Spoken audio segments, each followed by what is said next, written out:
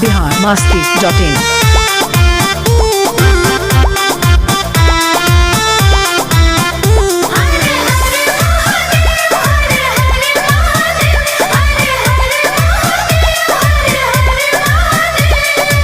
रहे के रहुआ फसले की करी अपन रूप चॉकलेटी करी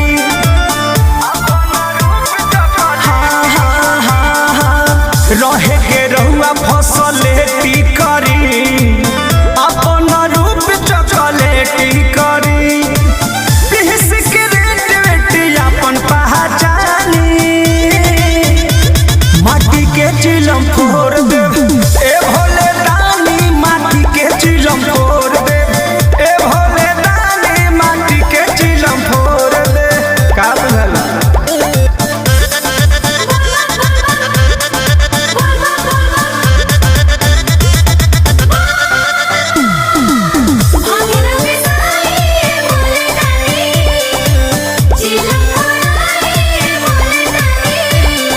करिया है भोला करिया है लागता घाम हम हो गईनी अरिया है भोला अरिया है चूहे पलानी तो सो गईनी करिया है भोला करिया है लागता घाम हम हो गईनी अरिया है भोला अरिया है चूहे पलानी तो सो गईनी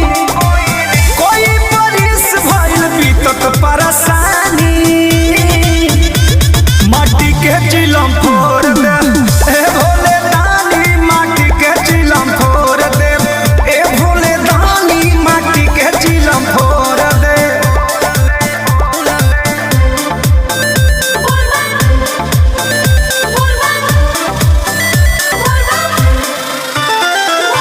Music by Arya Sharma. biharmasti.in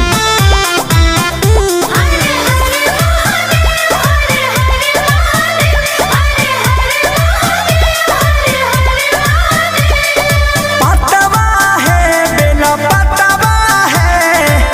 ए भोला अपने चबाइले रातवा है दिनी रातवा है हमरा के भूखल सुताइले पतवा है बेले पतवा है ए भोला अपने चबाइले रातवा है दिनी रातवा है हमरा के भूखल सुताइले कृष्ण में दर्दी पर मध करे निगरानी माटी के चिलम फोड़ दे ए भोले दानी माटी के चिलम फोड़ दे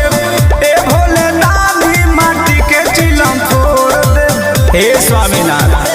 फूट जाई रहा चिलम biharmasti.in